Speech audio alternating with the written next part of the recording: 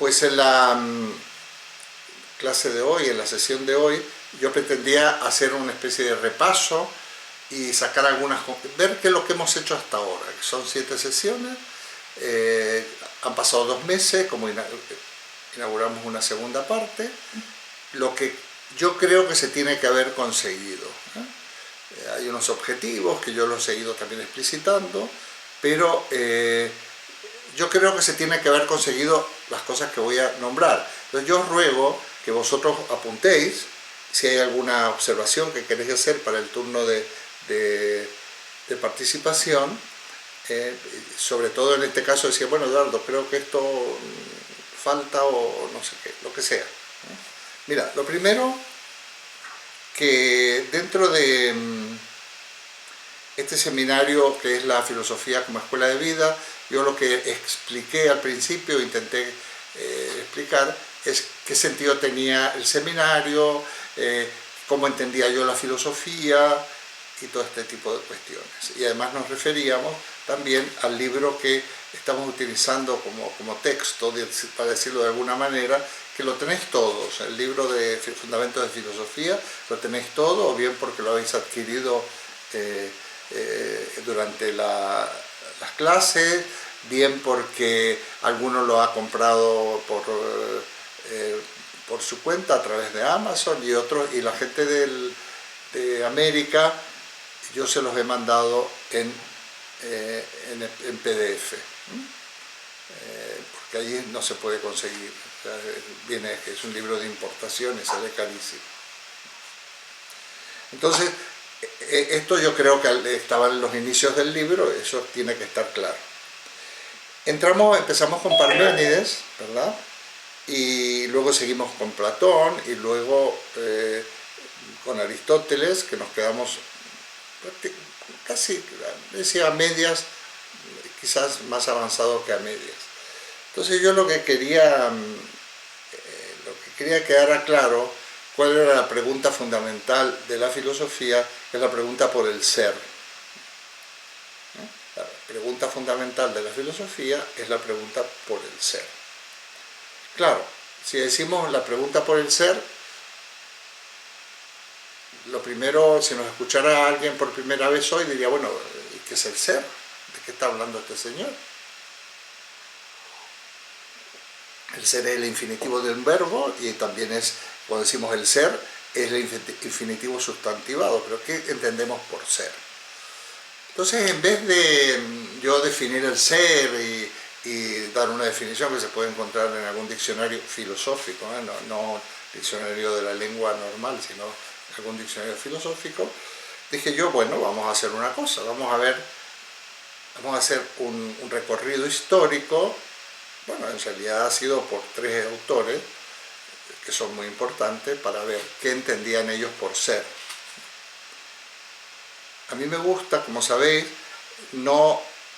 porque si nosotros empezamos por definiciones, pues estamos empezando al revés, porque las definiciones son una conclusión de otras personas, ¿no? De otros pensadores. Entonces lo que se trata es de que vosotros podéis llegar a las definiciones a partir del análisis y del estudio que estamos haciendo. Y eso es lo que hemos pretendido y yo estoy seguro que lo habéis conseguido. Entonces estudiamos a Parménides, porque Parménides es fundante en este aspecto, porque el conocido como Poema de Parménides es un texto que se conserva bastante completo y podríamos decir que es el texto más antiguo de esa envergadura, porque luego hay fragmentos muy dispersos de otros pensadores llamados presocráticos, ¿no? Entonces analizamos lo que era el ser, pero nos detuvimos en cuando Parménides dice claramente es lo mismo pensar y ser, y ahí se armó, ¿eh? Entonces ensayamos varias interpretaciones, tanto interpretaciones relacionadas con la ciencia. No olvidemos que los que buscaban los griegos era la episteme, o sea, la ciencia, que es la diferencia que entre la etapa anterior, esa etapa del mito, en cambio esta es la etapa del logos, de la razón, cuyo objetivo o cuyo cometido es digamos, la construcción de la episteme, de un conocimiento racional que pudiera dar explicaciones acerca de cuestiones fundamentales, pero sobre todo cuestiones fundamentales acerca de la naturaleza, de la physis. Entonces, dentro de todas esas interpretaciones, que he hecho varias, también unas de tipo existencial, cuando he dicho que se podría ser el sentido, también lo equiparaba a sentido, pero ya siguiendo tradiciones filosóficas más hacia lo contemporáneo y más actuales, entonces decía, la pregunta por el ser es la pregunta por el sentido. Y yo decía que es lo mismo pensar y ser, porque es lo mismo, si pensar es buscar el sentido y ser es sentido, es lo mismo buscar el sentido que encontrar el sentido. Porque parece que es un círculo, es un juego de palabras, pero no lo es, porque realmente nos descubrimos existencialmente como buscadores de sentido. Somos buscadores de sentido. Y realmente yo acudía al poema de Machado, de Caminantes, no hay camino, etc. Si nosotros echamos la vista atrás en el camino de nuestra vida, de nuestro camino de búsqueda, que no es solo una búsqueda intelectual, es una búsqueda experiencial, es una búsqueda, es lo que intentamos ir construyendo la vida, nos damos cuenta que nuestra vida al menos tiene un sentido, que es la de que somos buscadores de sentido. Y entonces esto, ya hablaremos más de estas cosas, pero me quiero enfocar en otra, como ser es lo que es, se lo puede definir como todo lo que es, porque hay un solo ser, el ser es único, no puede haber dos todos, como el ser engloba todo lo que es, de alguna manera lo equiparábamos también a physis, que es naturaleza. Entonces, en esta acepción, podríamos decir que Parménides también enuncia el concepto de ser como todo lo que es, y no hay nada que sea que esté fuera del ser. Nada, lógicamente, porque es todo lo que es. Esto es un ser, pues forma parte del ser. ¿De acuerdo? Y ahí dan pues las características de Parménides, ahí fuimos un poco puntillosos para que quedara claro, ¿no? Entonces, el ser para Parménides es la naturaleza, en esta acepción, es la physis. Y solo se puede pensar en lo que es.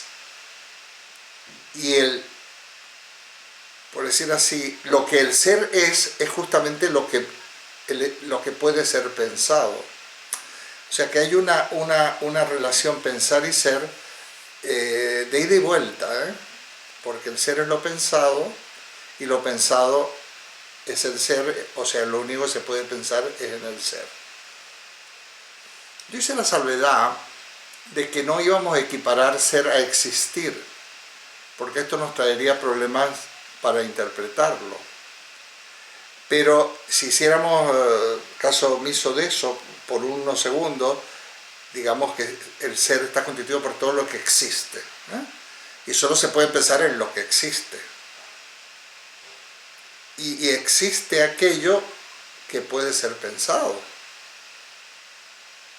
A ver, para nosotros, nuestra filosofía, nuestro conocimiento, el conjunto de conocimientos que tenemos, que se lo puede considerar que es nuestra filosofía, pero vamos, nuestro acervo de conocimiento es siempre sobre lo que existe o lo que es, que podríamos llamarle de algún modo realidad, que es un término que se las trae y que quiere decir, realidad viene del término latino de res, que quiere decir cosa, sería el conjunto de las cosas. Bueno, eso es el ser. Parménides es el conjunto de las cosas, y ese conjunto de las cosas también se lo puede categorizar como naturaleza. Pero nosotros solo podemos pensar en las cosas. Y las cosas son lo que podemos pensar, o lo pensado. ¿Qué quiere decir esto? Pues quiere decir, hombre, puede decir alguien, bueno, yo puedo pensar en algo que no existe, por ejemplo, en un centauro, o en un monstruo de 7 cabezas y cada cabeza con 4 ojos y 3 lenguas, qué sé yo. Le digo, sí, claro, pero ten en cuenta, o por lo menos toma nota de que realmente tú estás construyendo una fantasía, estás construyendo un personaje extraño con elementos que existen, lengua, ojo, boca, cabeza. No nos podemos inventar algo, una cosa así absolutamente de cero. No lo podemos inventar. Entonces, tiene cierta lógica, bueno, tiene mucha lógica. Pero por otra parte, las cosas que nosotros conocemos no tienen más realidad que aquellas que tienen su representación, que luego hablaremos, que la idea que nosotros tenemos de ella, nos iríamos luego a Platón, o con nuestro pensamiento. Porque hay una correspondencia también entre cosa y idea, o cosa y concepto, o cosa y representación. Porque ¿qué son? Nosotros conocemos, forma parte de nuestra realidad aquello que conocemos. De una manera muy concreta, muy directa, de una manera más indirecta, o incluso de una manera muy lejana. Por ejemplo, las Islas Seychelles forman parte de mi conocimiento. Yo nunca he estado en las Islas Seychelles, pero puedo leer, puedo ver fotos, ¿no? Incluso en Marte, el planeta Marte, puedo imaginarme que se puede llegar a Marte y este tipo de cosas. O sea, todo aquello que yo me puedo pensar es el mundo, puedo pensar en ese conjunto de cosas o esas cosas en tanto pensadas. Pero el único contenido de ese pensamiento, que es por otra parte que es lo mismo, el contenido de la cosa es lo que yo pienso. Por ejemplo, si yo veo un pino o un árbol en mi jardín que me da sombra, bueno, ese árbol tiene la realidad, digamos, de que es el árbol de mi jardín y que da sombra. ¿Y solo eso es ese árbol? Pues claro que no. Ese árbol realmente se lo puede definir desde el punto de vista científico, desde el punto de vista de la botánica, y tendrá un nombre que está en latín y que normalmente está formado por dos palabras, ¿no? Entonces, no todo el mundo que ve algo lo ve de la misma manera. Esto es una cosa que va a ser constante en nuestro curso, en lo que queda del curso.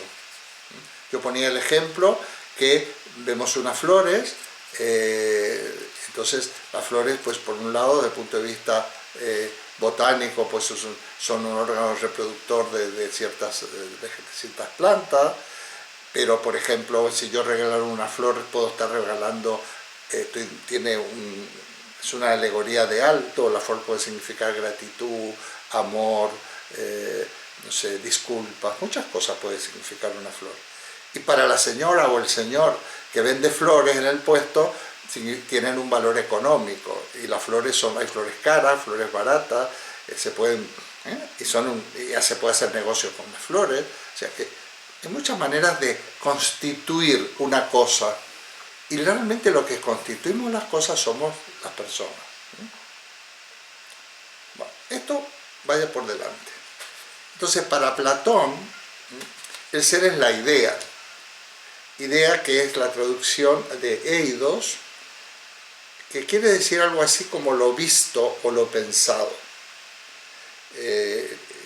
Yo seguramente lo he mencionado, lo que pasa es que lo habré mencionado más de paso, o no. El verbo idea proviene de un verbo, quiere decir un verbo idei, está enunciado en infinitivo. El griego no se enuncia, los verbos no llevan el nombre siempre del presente indicativo, de la primera persona del presente indicativo. Sería, qué sé yo, por ejemplo, el verbo amar sería amo, el verbo amo sería el verbo amo, el verbo como, el verbo leo. No dice el verbo amar, comer, una manera de organizar, ¿no?, los verbos. Entonces, ese verbo idei, entre otras cosas, quiere decir ver, entre otras cosas. Entonces, la idea sería lo visto, o sea, sería un participio, lo visto con la inteligencia, lo visto con el logos, no solo visto con los ojos, sino lo visto. Y lo visto quiere decir que donde yo al verlo, conozco lo que se va a llamar la esencia, pero esto es complicadito, pero yo lo estoy volviendo a repetir. Yo ponía el ejemplo de que cuando estamos imaginaos que estamos estudiando lógica, y siempre hay uno que es más aventajado que otro, y entonces se reúne con sus compañeros para hacer los ejercicios de lógica y hay uno que no le sale, dice, bueno, espera, y le explica. Dice, ya lo he visto, dice ese compañero. Quiere decir, ¿ves? Ya lo he visto, ya lo he comprendido con la inteligencia. Este es el sentido de la idea en Platón, uno de los sentidos que a mí me gusta destacar.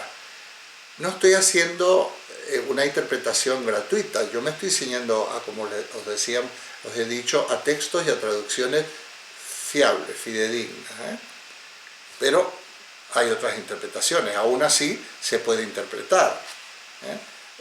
Los que aquí habrá gente que algunos que son juristas y demás o no, pero bueno, las leyes están escritas y son lo más claras posible para que sean realmente comprensibles y no ofrezcan la más mínima duda. Sin embargo, siempre hay que interpretarla, siempre hay que interpretar las leyes,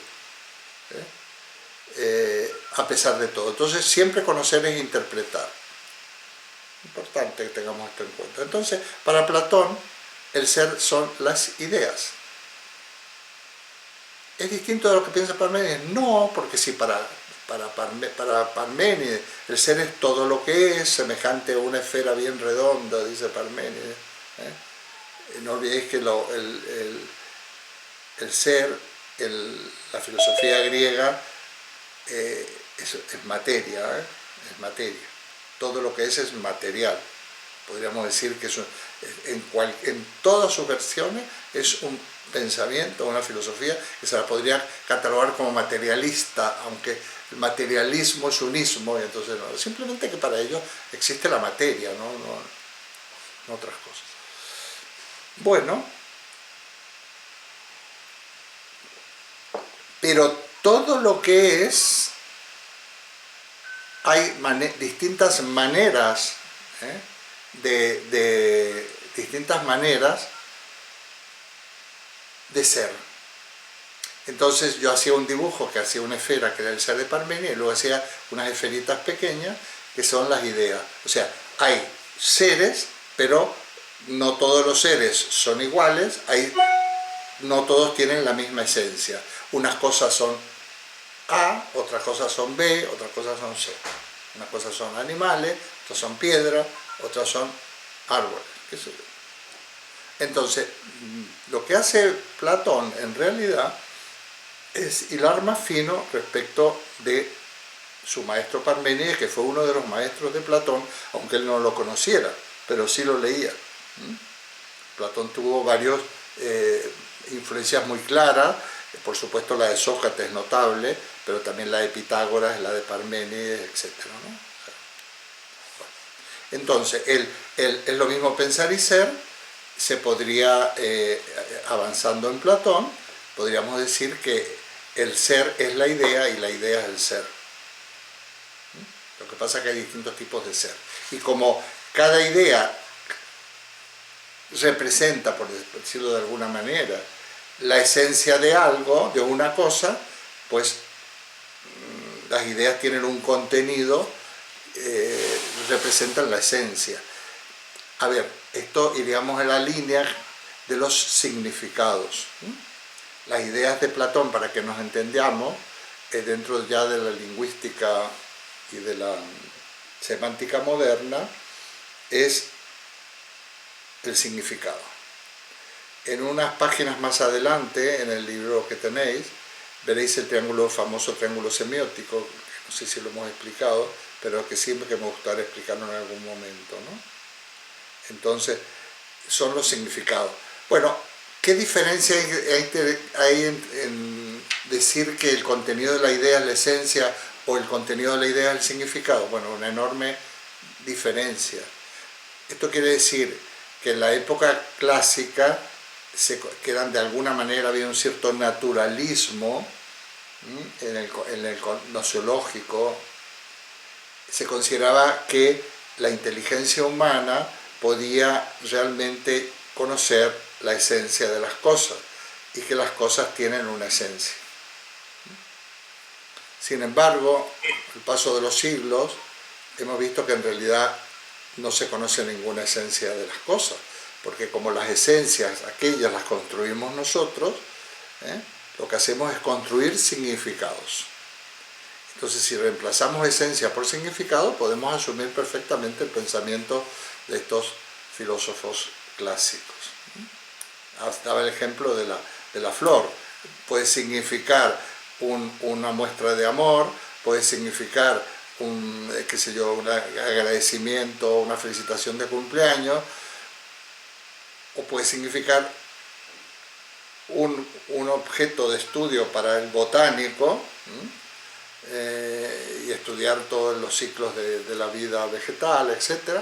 O puede significar un bien económico, un bien de comer, que podamos comerciar con él, como cualquier cosa, como pescado, como carne, como bolígrafos, como libros, o sea, eso es una mercancía, ¿no? Bueno, pues, ¿qué es la flor? Bueno, pues todo eso junto serían diversos significados. Por eso será tan importante, dentro de lo que es la filosofía del lenguaje contemporánea, aclarar los contextos en los cuales utilizamos los términos, los que Wittgenstein llamaba juegos del lenguaje, que además, si llegamos, es muy, muy interesante. Casi todo esto lo tenéis en ese librito, que yo creo, sinceramente, no porque lo he escrito yo, sino que lo releo muchas veces, porque tengo, y veo que está, como mínimo, tiene una virtud, que es claro, bastante claro, muy claro, creo yo. Entonces, por eso he decidido que lo tengáis simplemente como referencia. Luego iréis a la medida que os interese un tema, como siempre doy bibliografía y puedo yo indicaros para que podáis avanzar. Muy bien. Para Aristóteles, el ser es la sustancia, decíamos. Pero es que sustancia, en griego, entre otras cosas, se dice usía, se escribe ousia, que es el participio presente del verbo einai, que es el verbo ser. O sea, que yo diga que el ser es la sustancia ahora, si me escuchara Aristóteles, decía, pero ¿qué está diciendo? Me está diciendo que el ser es el ser. Porque ser se puede decir einai, se puede decir on, que es el participio presente, to eina o to on. Cuando escribe Platón o Aristóteles o incluso Parménides, cuando habla del ser, dice to on, pero indistintamente utiliza también to einai, o sea, el ser es, digamos, el infinitivo, pero to on es el participio presente, que yo os he dicho que en castellano no tenemos participio presente, tenemos participio pasado, utilizamos el gerundio. O sea, ser es el que está haciendo. El on sería el que ejerce la acción de ser. Y yo ponía el ejemplo, así como el amante ejerce la acción de amar, el durmiente ejerce la acción de dormir. Está siendo, bueno, se dice on. Y en griego los participios se declinan, también tienen género. Tienen género, y entonces del verbo ser me refiero, ¿no? Sería, usía es el femenino de on, ¿no? Es el femenino. On es el participio presente, que es decir, está haciendo, y usía sería el femenino. Entonces, la sustancia es el ser para Aristóteles. También utilizan otras expresiones más complejas, vamos, con varias palabras, que no viene al caso ahora, en el análisis que estamos haciendo. Otra muy importante es totieneine, es una frasecita, no la vamos a analizar.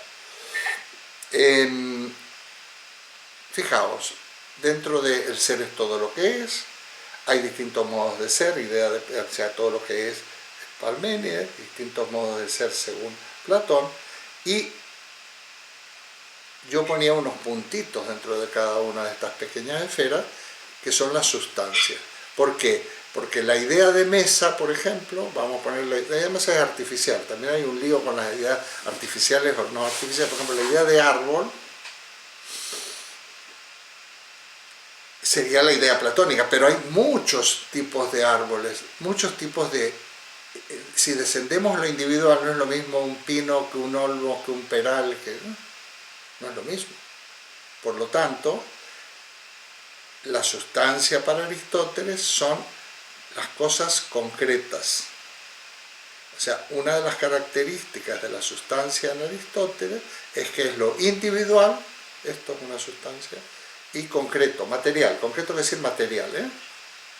Material. Las cosas son materiales, la sustancia. Otra cosa es que haya una representación de la sustancia intelectual, que también para Aristóteles le llama idea, ¿eh? Es discípulo de Platón. No olvidéis que estudió un montón de años con Platón. O sea, no echa por tierra la doctrina de Platón, la va bailando más fino, va sacando más conclusiones, que esto ha sido, en definitiva, así ha funcionado la historia del pensamiento humano. Hemos seguido sacando conclusiones de aportaciones de los anteriores.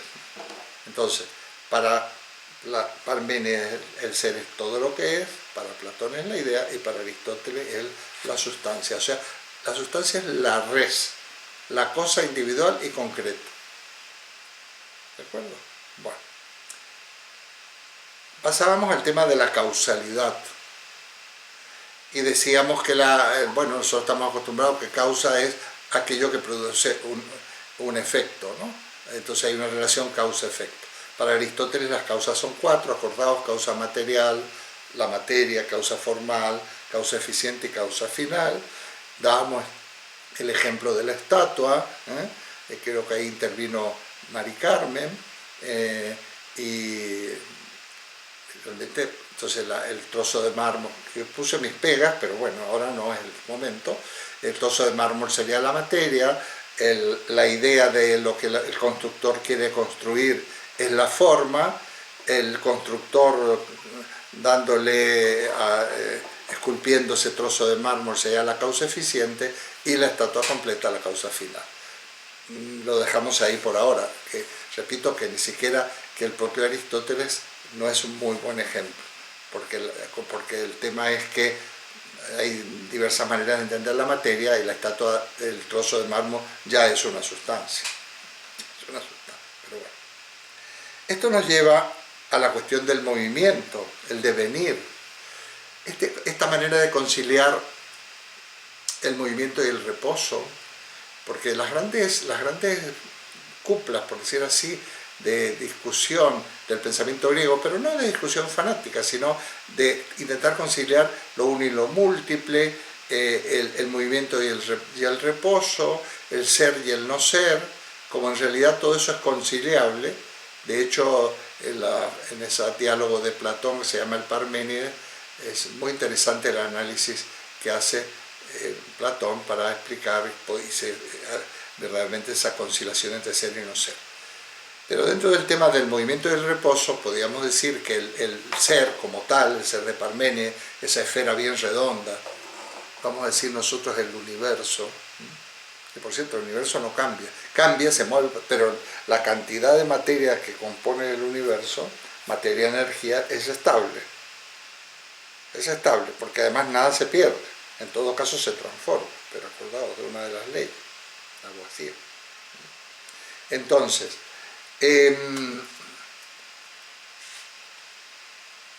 Aristóteles va a explicar el problema del movimiento, precisamente a partir de la noción de causa eficiente, y nos va a decir que todo aquello que se mueve, cuando es mueve, no es solo moverse así, sino ya aunque estemos quietos, estamos transcurriendo, ¿no? Y nos estamos en el tiempo, por lo tanto todo se mueve, todo está en un permanente movimiento. Sin embargo, el todo no se mueve porque no cambia. Otro día me preguntaba una alumna que cómo era posible que el ser fuera ilimitado pero no infinito. Digo, muy sencillo, porque la noción de materia infinita no tiene ningún sentido. Y sin embargo, cuando el ser es ilimitado, quiere decir que nada lo limita, porque si nada lo limita, porque si lo limitara el ser, formaría parte del ser, y lo que no es, no limita. Bueno, ¿y cómo se mantiene? Bueno, yo explico ahí en el librito, porque le hice leer recordarle una página, es una alumna que tengo de México, que está estudiando en España, en la UNED. Decía, el ser se cohesiona a sí mismo, ¿no? ¿De acuerdo? Bueno. Entonces, Aristóteles dice, todo lo que se mueve, o se mueve a sí mismo, o es movido por otro ser. Por ejemplo, nosotros o somos la causa de nuestro ser, o tenemos que cifrar esa causa en otro ser, o sea, nuestros padres. Y así sucesivamente. Pero dice Aristóteles, esa cadena de seres que mueven y son a su vez movidos por otros, no se puede prolongar, no se puede proyectar hasta el infinito. Digamos, nos vamos hacia el pasado, hacia las causas anteriores, pero no hasta el infinito, porque si no todo estaría inmóvil, porque habría una infinita distancia entre ese supuesto origen y este momento presente. Una cuestión de sentido común. No puede haber una distancia infinita entre el origen del universo y el universo actual. Pues si es infinita, nunca llegaría. Porque aunque las cosas estén muy lejos, terminan llegando. Nosotros estamos viendo estrellas que ya no existen y las vemos, porque ha tardado tanto en llegar, estamos viéndolas, pero ya no existen. Y ese causa primera del movimiento, que yo quiero llamar la atención, a Aristóteles le llama, o se le llama, primer motor inmóvil. Es una traducción en realidad. O sea, hay una causa primera del universo, que además Aristóteles la sitúa en los confines del universo. Para él el universo está formado por 9 esferas, 9 esferas. El concepto de 9 es muy importante, las 9 lunas y todas estas cosas.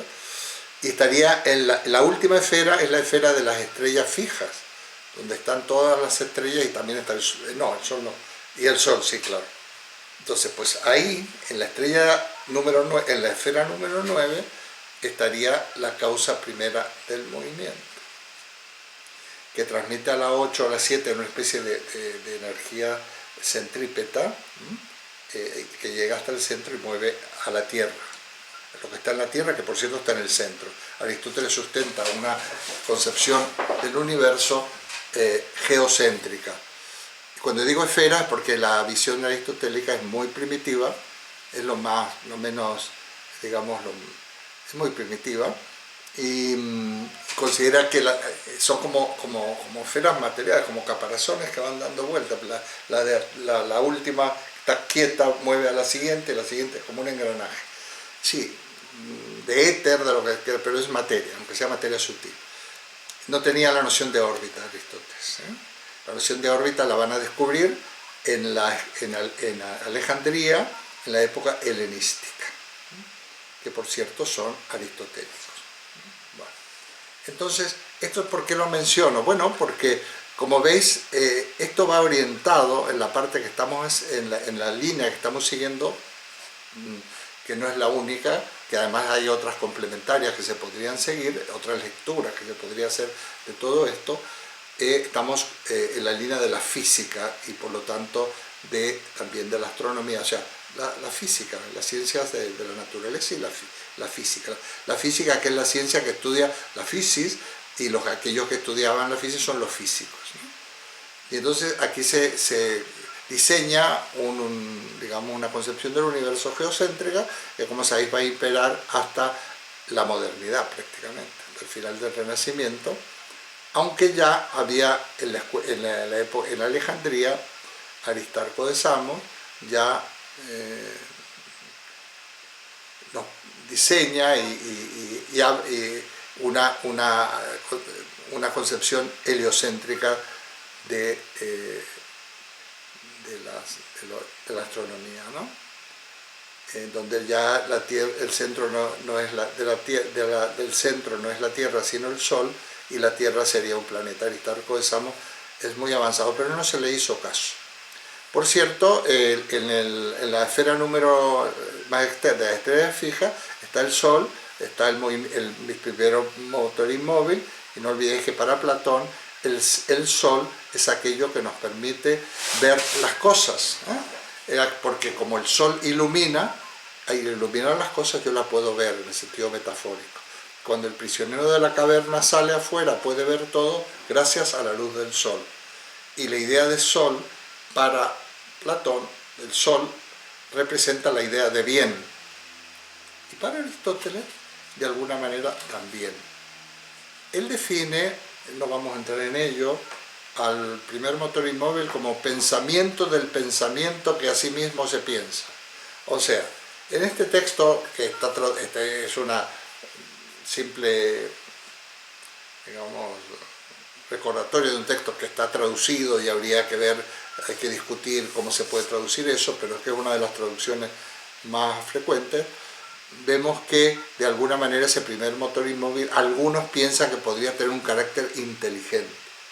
Y de ahí que algunos dentro del medioevo, algunos cristianos han creído que Aristóteles aquí está vislumbrando la noción del Dios cristiano, judeo-cristiano, y otros también piensan que Platón la vislumbra con la idea de bien, etc. Ese será otro tema. Muy bien. Bueno, también hablamos de la abstracción, acordaos, cuando decíamos cómo se forman las ideas para Aristóteles, ya en Aristóteles, y hablábamos de que para Aristóteles el conocimiento siempre empieza por los sentidos y a partir de ahí podemos llegar a forjar la noción de idea o conceptos, que es una idea puramente intelectual. Esa doctrina se llama de la abstracción. Decía que venía del verbo latino abstraere, que significa separar. Muy bien. Pero es importante que tengáis en cuenta que tanto Platón como Aristóteles le conceden mucha importancia a los sentidos. Para Aristóteles, si yo no conozco las cosas a través de los sentidos, no podré nunca llegar a la esencia de las cosas. Habrá que hacer un paso de transformación para convertir eso en idea, y eso es la abstracción. Pero es que también para Platón las cosas son la episteme nunca no es nunca de los no es de los sentidos, no le elaboran los sentidos ni para Aristóteles, ni para Platón, ni para Parménides. La episteme o ciencia se elabora con la razón y con la inteligencia. Y hoy en día igual, la física actual no es una cuestión de los sentidos, es una cuestión de nuestra inteligencia. Entonces, para Platón también, o sea, el conocimiento sensible nos permite llegar a las ideas, porque Platón dice en su teoría de la reminiscencia, que entonces como yo veo, me acuerdo de la idea que yo tenía de árbol y puedo reconocer que esto que estoy viendo es un árbol. O sea, la percepción sensible es ocasión de recuerdo de las ideas que yo había olvidado dentro de esa doctrina que se llama de la metempsicosis y demás. Muy bien. Bueno, luego pasamos a la lógica. ¿Para qué? Bueno, hicimos unos pasitos de lógica, hablamos de la lógica del concepto, la lógica del juicio, la lógica del raciocinio, hablamos del enunciado, hablamos del cuadro de oposición de las proposiciones, figura y modo del silogismo, muy por encima. Pero para que os deis una idea, que la episteme no se puede desarrollar si no hay una estructura lógica que se lo permite. Y el primer gran lógico fue Aristóteles, y esta lógica ha llegado hasta nuestros días. Ha sido reformulada, al reformularla se la ha dotado de mayor potencia, potencia productora de enunciados científicos válidos, que son las leyes científicas, pero el Aristóteles es también el gran lógico. Pero es que el primer lógico ya fue Parménides, cuando dijo el ser es, el no ser no es imposible que el ser no sea o que el no ser sea. Estamos hablando del principio de identidad y de no contradicción, que es la base de la lógica.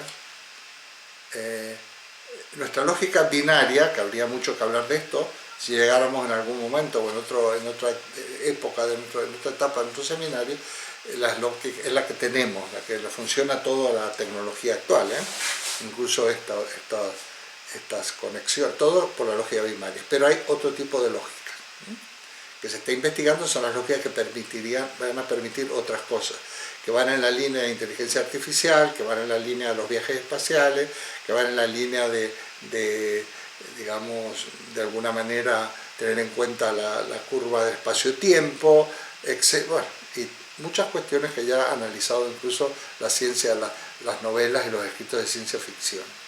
Pero que esto no es tanto, no es tanta ficción. Muy bien, por eso lo planteaba, la lógica aristotélica. Muy bien, eso más o menos hasta ahí llegamos. Luego ¿Qué nos faltaría? Bueno, no estaba previsto, porque yo estoy siguiendo ese libro, pero ese libro, porque yo podría abrir el otro ámbito, que es el de la ética aristotélica y platónica. Yo podría abrirlo, pero entonces tendríamos que dar otro curso, porque es tan... el sesgo que tiene este curso es, de alguna manera, la filosofía de la ciencia, de alguna manera. Estamos hablando de la ciencia, de la episteme, porque cuando pasemos al tema siguiente, que es Descartes, el discurso del método, veréis que seguimos viendo el método de la ciencia. ¿Me he saltado el medioevo? Sí, me lo he saltado, porque bueno, he tenido que elegir, ¿no? En otras oportunidades hemos hablado de Santo Tomás, tampoco vamos a seguir el libro, y en el libro no he hablado de la época helenística, no he hablado del cristianismo y filosofía. Puedo hacer algunas referencias en algún momento cuando tratemos el tema de Dios, por ejemplo, en el propio Descartes, pero de verdad que sería ampliarlo al doble. Lo mismo pasa con la ética y moral, la ética aristotélica, la ética platónica. Por ejemplo, la ética platónica para Platón la ética es fundamental, ¿no? Porque el propio lo que nosotros hemos visto, el discurso del banquete, por ejemplo, también el mito de la caverna y otros, pues lógicamente, básicamente en la pensamiento griego clásico, digamos que la ética está definida por lo que se considera la búsqueda de la felicidad. Pero habría que matizar mucho. Hoy no lo estoy desarrollando, estoy citando pinceladas, pero la felicidad se consigue a través de la consecución o la búsqueda del bien. Entonces, lo que es el bien para Platón y para Aristóteles es, también me imagino que podría ser para Parménides, es lo mismo, porque el supremo bien es precisamente, el bien es la verdad y también la belleza. Y aquí saldrá un tema muy bonito para el medioevo, pero que yo lo puedo recrear en algún momento, en la época más actual, que bien, verdad y belleza están unidos. El bien es bueno, es lo bueno y lo bello, lo bueno es, el bien es lo verdadero y lo bello, la verdad es lo bueno y lo bello, y la belleza es lo verdadero y lo bueno. O sea, hay una unidad. Se puede, digamos, llegar a... que en el fondo estamos llegando a lo mismo. Yo diría que, aparte de todo, yo diría que como que el ser, porque el ser es el bien, la verdad y la belleza también, entraríamos en la ética y en la estética moderna. Muy, muy interesante. En algún momento lo podemos hacer, el año que viene. Podemos organizar el curso de otra manera, por algunos temas y con algunas lecturas. Para Aristóteles, entonces, la felicidad se consigue con el bien, pero entrar en el concepto de felicidad en Aristóteles sería complicado, porque no es tan sencillo. No es que Aristóteles... yo hago alguna alusión a la felicidad también en mis libros últimos, donde yo hago una alusión de que ser feliz es poder conseguir, digamos, que no se puede ser infeliz en un mundo de gente, no se puede ser feliz en un mundo de gente infeliz. Si nosotros fuéramos felices, así como quien vive en las nubes, en la sociedad que estamos viviendo, sin tener en cuenta el contexto en el que vivimos, y tener en cuenta que la felicidad que nosotros perseguimos, que podemos conseguir, tiene que aportar también a la felicidad de los demás, estaríamos completamente despistados y desviados, creo yo. Entonces, la felicidad y el bien tienen un alcance ético y moral, porque también tienen un alcance social. Bueno, Aristóteles tiene una obra entera que se llama Ética, y tiene otra que se llama Política, la famosa Ética Nicómaco, y realmente que yo invito, y que a lo mejor en algún momento, si el año que viene quisiéramos hacer algo, podríamos directamente decir, bueno, vamos a leer la Ética o una selección de textos de la Ética a Nicómaco y vamos a hablar de esto, no de la lógica de la ciencia, sino de la ética.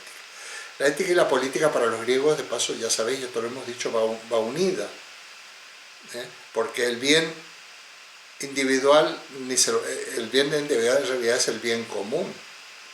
Es muy importante la polis. Acordaos que cuando hablábamos de Platón decíamos que y para los griegos en general, cuando a Sócrates se lo condena a muerte, Sócrates no se quiere, pero hay la posibilidad de que se exilie, que se vaya de la polis, y no quiere, porque fuera de la polis no hay salvación posible, no hay retorno a ese paraíso perdido. Utilizando un término conocido por todos, pero que leíamos de algunos comentaristas, el primer planteamiento comunista de la historia es el de Platón, en donde los padres ni siquiera son dueños de sus hijos, no hay PIN parental ni nada de esto, es el Estado el que los educa, la polis, para ser ciudadanos formados para participar también en la acción política, que por otra parte, más que representativa, es asamblearia, porque es entre ciudadanos y los ciudadanos no eran tantos, no eran las mujeres y tampoco eran, por supuesto, los esclavos ni los trabajadores manuales, etc. ¿no? Pero bueno, es muy interesante la importancia que tiene la ética y la política en la constitución de lo que es la sociedad o el Estado griego clásico, que es la polis. Habría muchísimo ahí para profundizar. Bueno, es importante simplemente mencionar, a lo mejor lo mencionamos en algún otro momento, cómo que realmente el platonismo va a derivar en Occidente, va a llegar hasta nuestros días, hasta nuestros días. El platónico es muy, por ejemplo, un tal Michele Federico Sciacca, un italiano ya fallecido, era un platónico del siglo XX, ¿no? Y el platonismo ha ejercido una gran influencia en el cristianismo. Y hasta la época de Santo Tomás era prácticamente la síntesis entre cristianismo y filosofía, se realiza con la filosofía platónica. Por eso Santo Tomás en las pruebas de la existencia de Dios tiene unas vías que son platónicas y otras que son aristotélicas. Entonces, 2 platónicas y 3 aristotélicas, cuando ensaya las famosas 5 vías, que ya la hemos visto con algunos que son aquí veteranos. En el continente europeo había triunfado Platón en esa síntesis, sin embargo en el norte de África, precisamente como el aristotelismo se había desarrollado en Alejandría, norte de África, Egipto, cuando los árabes, el Islam, a partir de Mahoma, van construyendo la teología musulmana, pues que adoptan la filosofía de Aristóteles. Y ahí España tiene un gran protagonismo porque estos filósofos pues estaban, digamos, principalmente en España, en Córdoba, en Granada, en Sevilla, etc., ¿no? O sea que y gracias a eso llega el aristotelismo a París, la Universidad de París del siglo XIII, a través de la mano de Santo Tomás, y bueno, va a ser muy interesante esto. Otro temazo, si el año que viene podemos estudiar un poco la época clásica, y yo propondría un estudio del medioevo, sobre todo del tema que le podríamos llamar la síntesis o la simbiosis cristianismo-filosofía, comparando las dos etos quiere decir las dos visiones. El etos de un pueblo es la cosmovisión, aquello que en alemán se llama Weltanschauung, la cosmovisión. Todos los pueblos, utilizo pueblo en el sentido antropológico, comunidad cultural, pues tienen una Weltanschauung, tienen un etos. Entonces, es muy interesante la descripción, primero el estudio del etos indoeuropeo versión griega y el etos semita versión hebrea, judía, que es lo que va a luego y judeo-cristiana. Muy interesante, que yo recomiendo, y además Toda persona culta, sea creyente o no, tiene que conocer cuáles son las raíces de su ética, de su moral y de su religión, aunque no sea creyente, no importa, porque eso ha calado en muchos aspectos de nuestra cultura. Y cuando digo judeo-cristiano, pero dije semita, los árabes son semitas, y los árabes realizan esta simbiosis con la filosofía griega igualito, digamos, con Aristóteles. Y realmente la teología medieval, sea la de Averroes, sea la de Santo Tomás, son muy parecidas, tratan los mismos temas, razón y fe, en fin, los mismos temas. O sea que el Islam, con el que tanto hemos peleado y con el que tantas discrepancias hemos tenido, realmente fue una parte de nuestro tronco, separado, discernible, pero está el tronco del pensamiento mediterráneo oriental, donde se produce esa confluencia entre lo indoeuropeo griego y lo semita, judeo-cristiano y árabe. Esto es apasionante, eso nos llevaría bastante tiempo, pero realmente aportaría mucho, porque seguramente los que habéis estudiado filosofía en la universidad, bueno, pero y también en los institutos no habéis visto esto.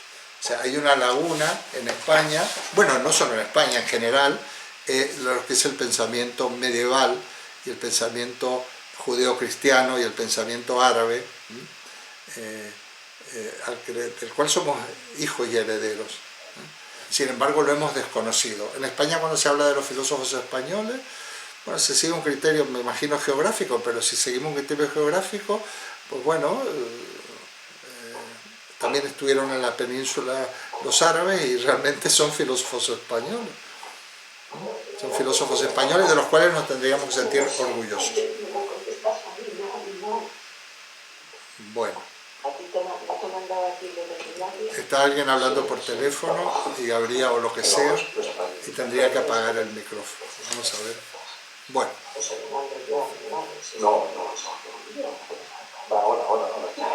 Bueno, pues esto está muy bien. Bueno, este debe ser Gabriel. Bueno, muy bien. Entonces es simplemente una propuesta, ¿no? Es una propuesta para cuestiones, para que veas por qué lo salto. Entonces, en la semana que viene veremos el método cartesiano, Descartes. No lo he saltado por despreciar el pensamiento medieval, sino que porque realmente estamos siguiendo una historia de la vertebración de la ciencia prácticamente. Eso es lo que estamos haciendo. Bueno. Sin embargo, cuando yo vine a España, todavía imperaba lo que yo, así como se habla de nacionalcatolicismo, lo que yo le llamo la nacional filosofía, prácticamente se dedicaban al medioevo y a Santo Tomás, pero además tergiversado. Yo siempre decía, si Santo Tomás levantara la cabeza sería terrible, porque Santo Tomás no era franquista, ni hubiera sido, os lo aseguro. Y entonces, por reacción a esta época, los llamados jóvenes filósofos, que son gente de mi edad, o sea, había reuniones de jóvenes filósofos, éramos jóvenes filósofos, directamente saltaban de la filosofía griega al Renacimiento, directamente. Como si aquí no hubo filosofía, y estaban saltando ni más ni menos que 15 siglos de historia, 15, no, 15. Entonces, bueno, pues yo no estoy en esa línea, yo valoro enormemente el pensamiento medieval, y vamos, y os sorprendería mucho si pudiéramos hacer un estudio de Santo Tomás de Aquino, más que de San Agustín es muy bonito, pero me quedo más con Santo Tomás, que Santo Tomás es un aristotélico, por lo tanto tiene un pensamiento muy estructurado. Y otro genio del medioevo, que es Guillermo de Ockham, que es el fundador, un poco es el iniciador de la modernidad, en pleno siglo XIV. Entonces, el fundador de la modernidad, y además cuando se utiliza el término, ellos se consideran los discípulos de Ockham modernos, en latín moderni, y ellos disputaban contra los antiqui, que eran los del siglo XIII. pero antiguo, había una dialéctica antiguo y moderno, y lo que están haciendo es reformando ni más ni menos el método de la nociología, la teoría del conocimiento, y por lo tanto poniendo las bases de la metodología, la lógica y el método científico moderno, ¿no? Y son los primeros que hablan de, se va a ir haciendo el trasvase entre esencia, como algo que está en la cosa misma y que la inteligencia la puede descubrir, o interpretación, con un famoso tema que en latín se lo considera, es suppositio, que es el valor de suplencia de un término, o sea, los términos, ¿qué significan?, ¿no? Reemplazan en el discurso qué cosa de la realidad. Bueno, súper, muy interesante. Eso, los que quieran tomar nota, pues para más adelante, ¿verdad? Bueno, yo creo que voy a ir ya, sí, ya es hora. Vamos a abrir si queréis, si alguien necesita, bueno, estáis en casa, ¿no? Vamos a... Entonces, me queda algo que no sé si traerlo o no como duda. Esto de la esencia, cuando habla de la esencia, la abstracción, ¿se puede compatibilizar con los gestos de las personas que en esencia son buenas, son generosas? Eso, siempre me quedó la duda, porque una vez escuché que una persona dijo de otra que era muy buena y muy generosa. Cuando terminamos de decir cosas lindas de esa persona, la que dirigía la reunión dijo así: sí, es su esencia. No sé si esto, Eduardo, me lo podrá explicar, no sé. Sí, te lo explicaré. Te respondo cuando termine. Si has terminado ahora o no. Termine, Eduardo. Muy bien. Bueno, efectivamente, las otras cuestiones son consideraciones que tú has hecho, has destacado cosas que ha dicho Carmen, cosas que tú has entendido, pero sí que me interesa lo de esencia. Mira, el término de esencia puede tener un uso en el lenguaje cotidiano o no. Aquí estamos hablando de un uso específico del lenguaje. Claro, porque por ejemplo existe una cosa que se llama esencia de vainilla, ¿no? Es un continente. Sí. Pues ya está.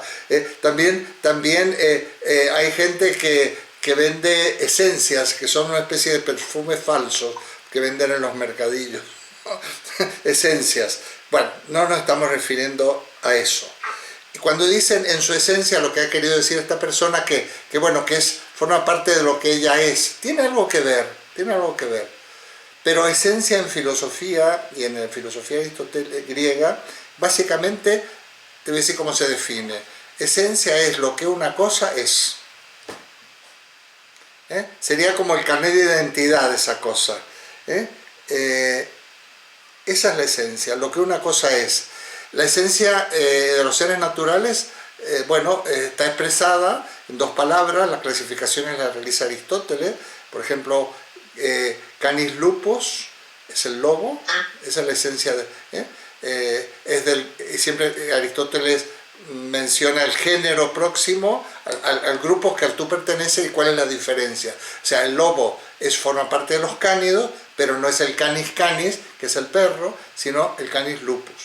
Nosotros somos Homo sapiens, formamos parte del conjunto de los homínidos, pero versión sapiens. Luego hay un Homo neanderthalensis, ¿verdad? Que es la versión neandertal, y etc. Bueno, entonces, esa es la esencia.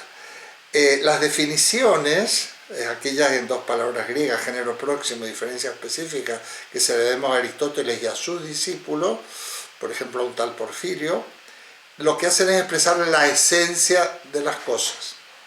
Ahora bien, Aristóteles consideraba que la inteligencia humana puede conocer la esencia de las cosas. En ese sentido está muy influenciado de su maestro Platón. Y yo ahí siempre hacía un poco la ironía, yo la llamaba concepción como si la inteligencia rayo láser, ¿no? Como si la inteligencia nuestra entrara en las cosas y las clavara. Entonces yo sustituyo, por eso sustituyo ahora el concepto de esencia por el de significación. Sí, Yo tengo un librito sí. chiquito, que no sé si lo tienes, se llama Significado de Interpretación, donde también trato de esto. Un libro breve, porque es muy importante. Nosotros no conocemos la esencia de las cosas porque las cosas no tienen una esencia escrita, según mi criterio.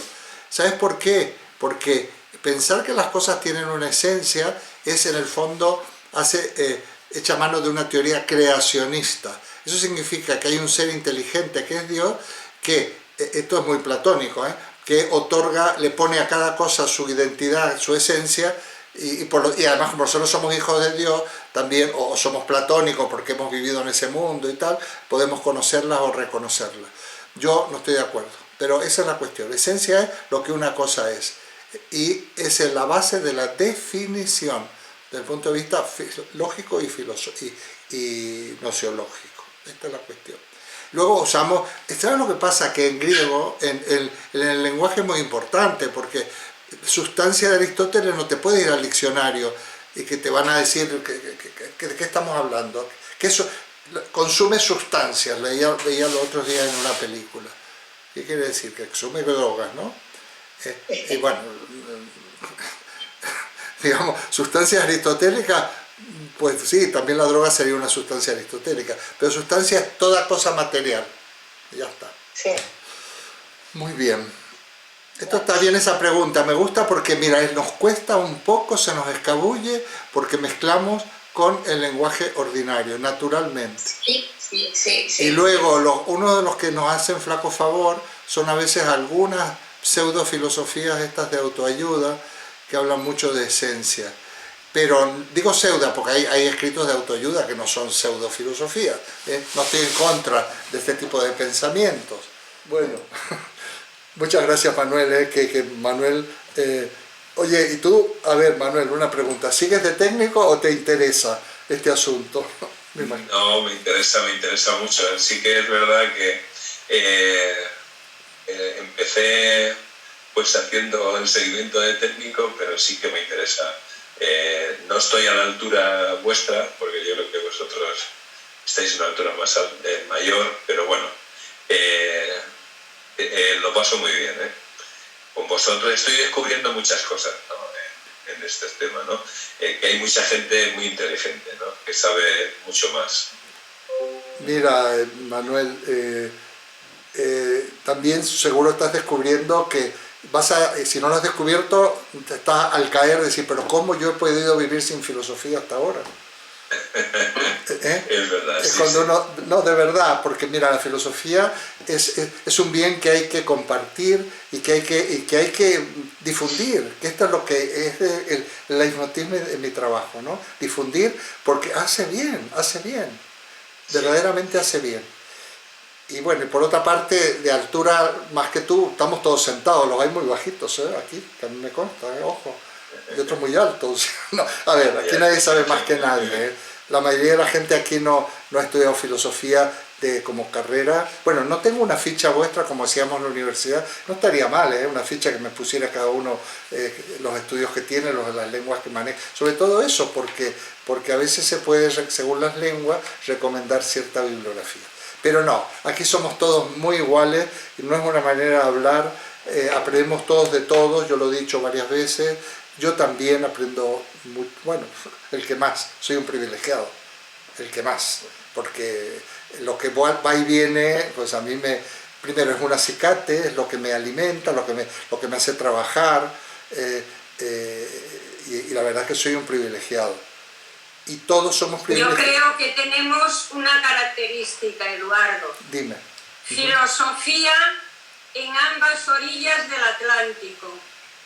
Eso también es muy interesante. No, esto ha sido gracias a esta catástrofe de la pandemia. Y gracias, eso no es fácil de encontrar.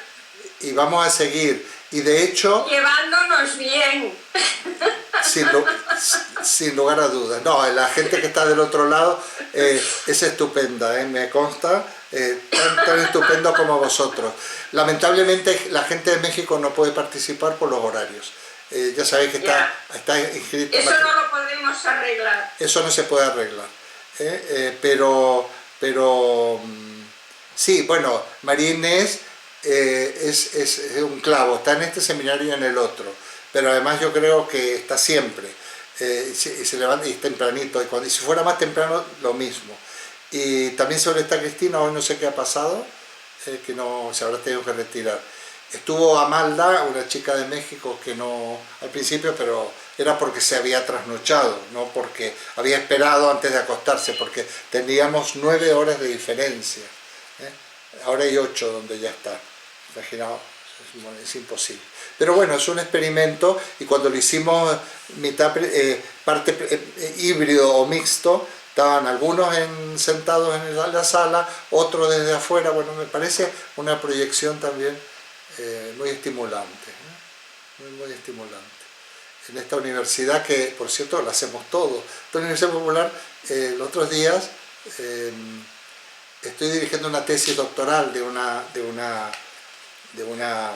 profesora y licenciada en filosofía de Tepic, en Nayarit, y él está haciendo una tesis sobre pedagogía y filosofía.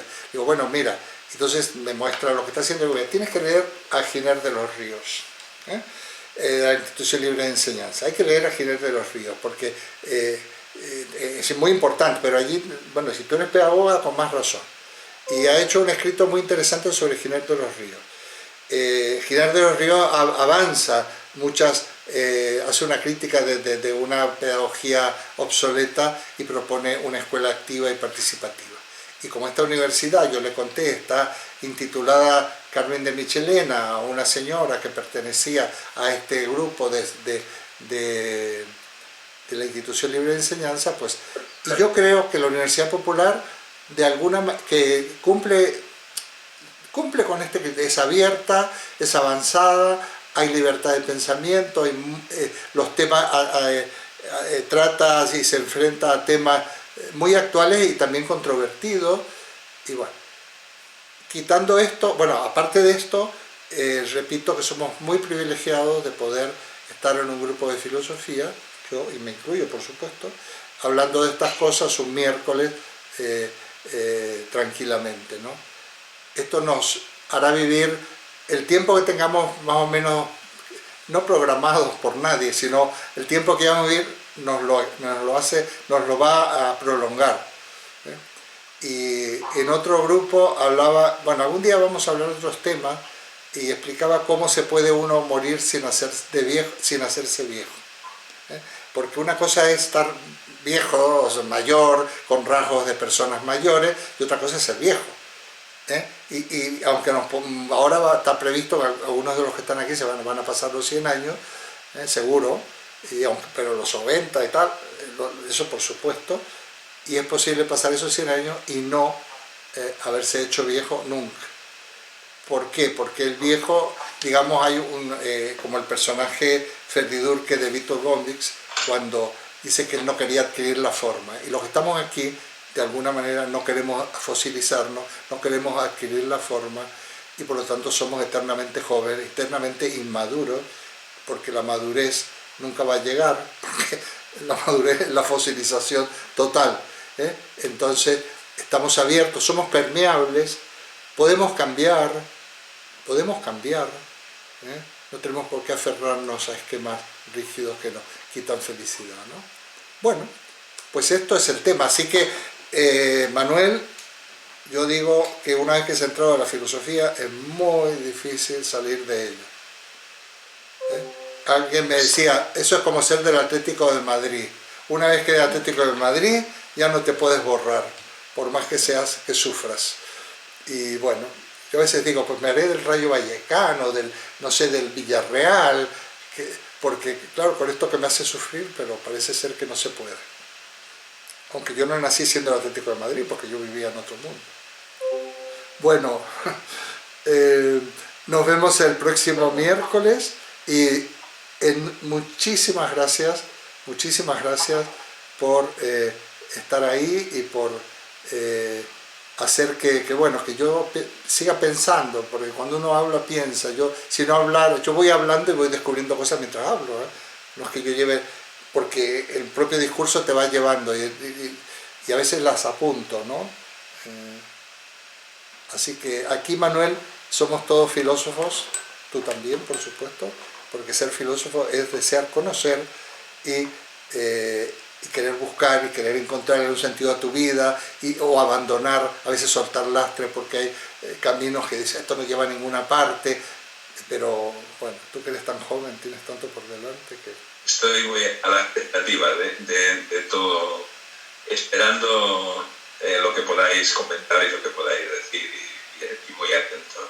Y esperando a Descartes y a Kant, que me has creado expectativas grandes. Muy bien, Manuel, muchas gracias también por tu trabajo de informática. Vale, y solo recordarte que, bueno, pues ahora cuando, volviendo a mi labor de técnico, que pulses el botón de salida y cerrar la sesión de los participantes para que la grabación cese y podamos tener el vídeo. A mí no se me va a grabar, porque otra vez espero que se grabe, se lo graba a vosotros, ¿verdad?